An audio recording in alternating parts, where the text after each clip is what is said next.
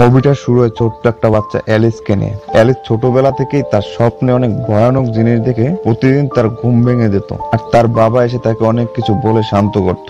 Alice যখন young হয়ে যায়, মানে তার বয়স যখন 19 বছর হয়ে যায়, তার মা তাকে লন্ডনের একটা পার্টিতে নিয়ে যায়, আর অ্যালিসের বাবা অনেক আগেই মারা যায়। পার্টিতে অ্যালিস তার ফ্রেন্ডের থেকে জানতে পারে হিমেশ নামের একটা ছেলে তাকে বিয়ে করার জন্য প্রপোজ করবে, কিন্তু অ্যালিস হিমেশকে মোটেও পছন্দ করতো না। একটু পর অ্যালিস সেই হিমেশের মায়ের সাথে হাঁটতে হাঁটতে কথা বলতেছিল, ঠিক তখনই অ্যালিস তার স্বপ্নের সেই খরগোশটাকে বাস্তবে দেখতে পায়।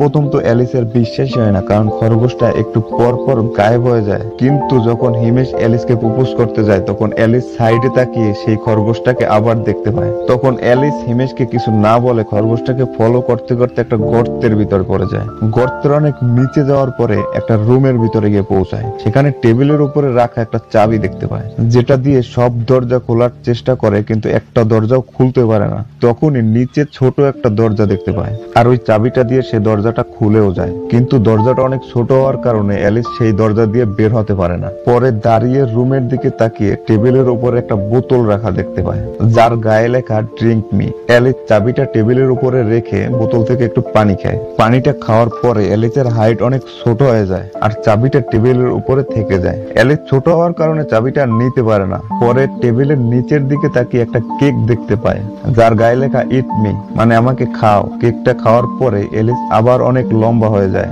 আর এবার একটু বেশিই লম্বা হয়ে যায়। লম্বা হওয়ার পরে টেবিল থেকে চাবিটা হাতে নিয়ে বোতল থেকে একটু পানি খেয়ে ছোট হয়ে সেই দরজা দিয়ে বাহিরে সেই ওয়ান্ডারল্যান্ডে চলে আসে। আর সেখানে এসে সে অদ্ভুত জীবজন্তু দেখতে পায়, আর তাদের ভিতরে সেই খরগোশটাও ছিল। তারা নিজেদের ভিতরে অ্যালিসকে নিয়ে কথা বলতেছিল, আর এমন ভাবে কথা বলতেছিল যেন অ্যালিসকে তারা অনেক আগে থেকে চিনে। এটা আসল অ্যালিস নাকি নকল অ্যালিস, সেটা নিয়ে তাদের ভিতরে তর্ক হচ্ছিল। একটু পর অ্যালিসকে তারা তাদের এক্সপার্টের কাছে নিয়ে যায়, যার নাম ব্লু ক্যাটারপিলার। তার কাছে থাকা একটা হিস্ট্রি বুক বের করে, যেটা দেখতে অনেক বড় লম্বা ক্যালেন্ডারের মতো, যেটাতে ওয়ান্ডারল্যান্ডের বর্তমান আর ভবিষ্যৎ দেখতে পারে। আর এই ক্যালেন্ডার অনুযায়ী অ্যালিস হোয়াইট কুইনের সাপোর্টে রেড কুইনের সাথে যুদ্ধ করবে, আর যুদ্ধে রেড কুইনকে হারিয়ে হোয়াইট কুইনের একটা শক্তিশালী জাদুর তরোয়াল রেড কুইনের কাছ থেকে ফিরিয়ে আনবে। অ্যালিস তাদের কথা শুনে অনেক ভয় পেয়ে যায়, আর মনে মনে চিন্তা করে এগুলো সে ছোটবেলার মতো স্বপ্ন দেখতেছে। ঠিক তখনই রেড কুইনের বিশাল আর্মি তাদের উপরে হামলা করে দেয়। এই বিশাল আর্মি বাহিনীর জেনারেল আবার রেড কুইনকে অনেক পছন্দ করত।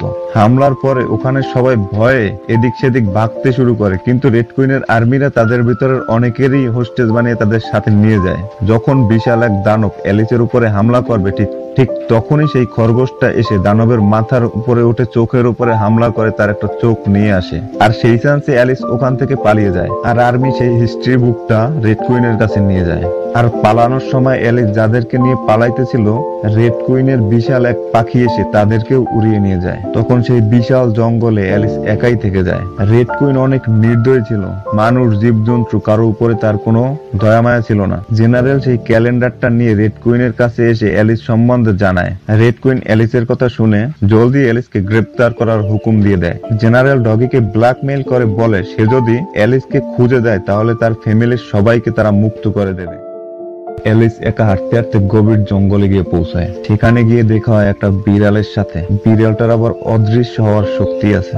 বিড়ালটা অ্যালিসকে একটা চায়ের পার্টিতে নিয়ে যায়। সেখানে টুপিওয়ালা একজন লোক থাকে, আর তাদের ভিতরে সেই খরগোশ সহ আরো অনেক জীবজন্তু থাকে। ঠিক তখনই সেই ডগের সাহায্যে রেড কুইনের সেনাবাহিনী অ্যালিসকে খুঁজতে খুঁজতে সেই পার্টিতে এসে পৌঁছায়। টুপিওয়ালা লোকটা অ্যালিসকে কিছু একটা খাইয়ে ছোট করে কাপের ভিতরে লুকিয়ে রাখে, কিন্তু ডগিটা বুঝে ফেলে যে অ্যালিস এই কাপের ভিতরেই আছে। টুপিওয়ালা তাকে সাহায্যের জন্য রিকোয়েস্ট যেন অ্যালিসকে এড়িয়ে যায়। সেনাবাহিনীর সবাই ওখান থেকে যাওয়ার পর টুপিওয়ালা লোকটা অ্যালিসকে ছোট ছোট পোশাক বানিয়ে পরতে বলে। পোশাক পরার পর অ্যালিসকে তার সাথে তার এলাকায় নিয়ে যায়, আর যাওয়ার সময় টুপিওয়ালা অ্যালিসকে বলে রেড কুইন তার সাথে কি কি করছে। তার পুরো এলাকা জ্বালিয়ে তার সব লোক মেরে ফেলছে।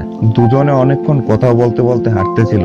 তখনই রেড কুইনের সেনাবাহিনী অ্যালিসকে ফলো করতে করতে সেখানে গিয়ে পৌঁছায়। টুপিওয়ালা লোকটা সেটা দেখে তার টুপিতে অ্যালিসকে রেখে নদীর বিপরীত সাইডে টুপিটা অনেক জোরে ছুঁড়ে মারে। অ্যালিসকে তো বাঁচায়, কিন্তু নিজে বন্দী হয়ে যায়। রাত হয়ে যাওয়ার কারণে অ্যালিস টুপির ভিতরেই ঘুমিয়ে পড়ে।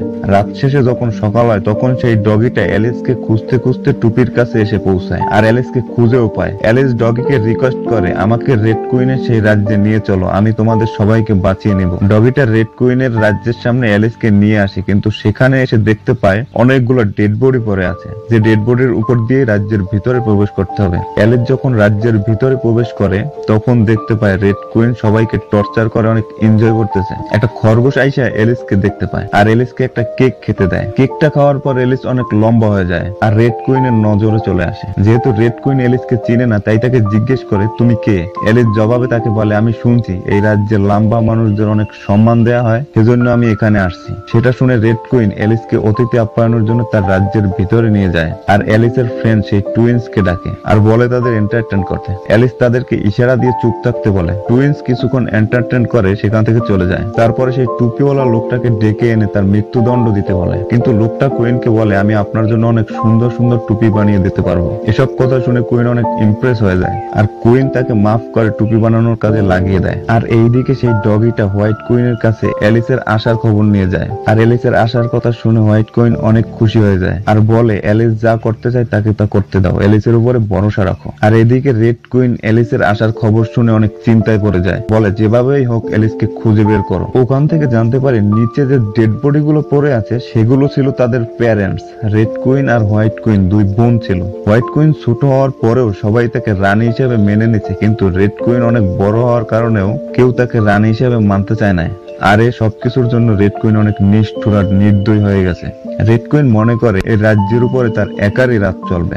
অ্যালিস টুইন্স এর সাহায্যে সেই জাদুর তরোয়ালটা চুরি করতে যায়, কিন্তু সেখানে গিয়ে দেখে কিছুদিন আগে যে দানবটা অ্যালিসকে অ্যাটাক করছিল সেই দানবটা তরোয়াল পাহারা দিতেছে। অ্যালিস তো প্রথমে অনেক ভয় পাইছিল, পরে তার মাথায় একটা আইডিয়া আসে যে খরগোশটা দানবটার চোখ চুরি করছিল। অ্যালিস সেই খরগোশটার কাছ থেকে চোখটা নিয়ে আসে আর দানবটাকে ফিরিয়ে দেয়। ফিরিয়ে দিয়ে তরোয়ালটা খুঁজতে থাকে। খুঁজতে খুঁজতে দেখতে পায় সেটা একটা বক্সের ভিতরে লক করা আর চাবিটা দানবটার গলায় ঝুলানো। অ্যালিসকে তরোয়ালটা খুঁজতে দেখে দানবটা অ্যাটাক করতে আসে, কিন্তু অ্যাটাক করতে আসার পর দেখতে পায় আগেরবার যখন অ্যাটাক করছিল তখন অ্যালিসের হাতে অনেক বড় একটা ঘা হয়ে যায়। সেটা দেখে দানবটার অনেক খারাপ লাগে, সেজন্য অ্যালিসকে বক্সের চাবিটা নিতে দেয়। অ্যালিস চাবিটা দিয়ে বক্সটা খুলে তরোয়ালটা নিয়ে টুপিওয়ালার কাছে চলে যায়। এদিকে রেড কুইন জেনে যায় অ্যালিস আসলে কে। অ্যালিস ধোঁকা দিয়ে তার রাজ্যের ভিতরেই আছে। রেড কুইনের আর্মি অ্যালিসকে চারদিক থেকে ঘিরে ফেলে। অ্যালিসের বাঁচার কোনো রাস্তা থাকে না। তখনই সেই দানবটা এসে অ্যালিসকে ওখান থেকে বাঁচিয়ে নিয়ে যায় আর বাঁচিয়ে হোয়াইট কুইনের রাজ্যে নিয়ে যায়। অ্যালিস হোয়াইট কুইনের সেই তরোয়াল হোয়াইট কুইনকে ফিরিয়ে দেয়। হোয়াইট কুইন খুশি হয়ে নিজের হাতে শরবত বানিয়ে অ্যালিসকে খেতে দেয় আর শরবতটা খেয়ে অ্যালিস তার আসল সাইজে ফিরে আসে। পরের দিন সেই বিড়ালটাকে দেখা যায় টুপিওয়ালার কাছে এসে টুপিওয়ালার সাথে অনেক মজা করে, কিন্তু বিড়ালটার আসল উদ্দেশ্য ছিল টুপিওয়ালাকে বাঁচানোর। রেড কুইন টুপিওয়ালাকে মৃত্যুদণ্ড দিয়ে দেয় আর সবার সামনে যখনই টুপিওয়ালার মাথা কাটবে ঠিক তখনই টুপিওয়ালা গায়েব হয়ে যায়। তখন রেড কুইন বুঝতে পারে তার সাথে আরো একবার ধোঁকা হয়েছে। এটা টুপিওয়ালা না, এটা সেই অদৃশ্যের শক্তি বিড়ালটা।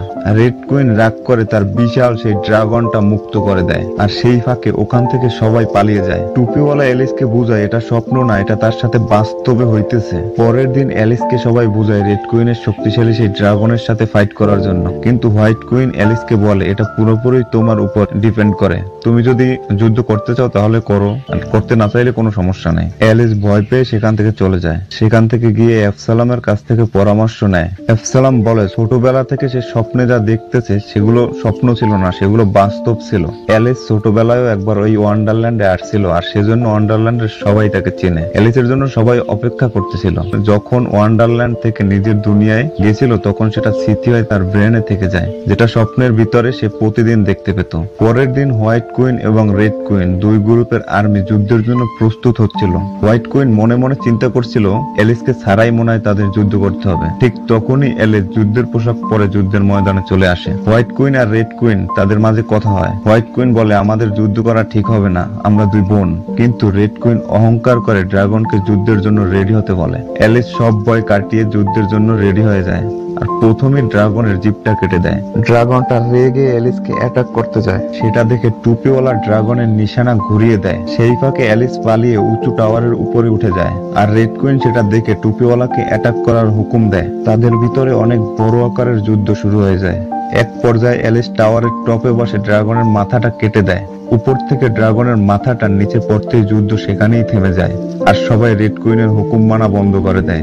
সবাই হোয়াইট কুইনের পক্ষে চলে যায়। হোয়াইট কুইন রেড কুইনের মৃত্যুদণ্ড দেওয়ার বদলে তাকে একা থাকার শাস্তি দেয়। রাজ্যের কোনো মানুষ বা কোনো প্রাণী তার সাথে কথা বলতে পারবে না, এটাই তার শাস্তি। হোয়াইট কুইন ড্রাগনের মাথা থেকে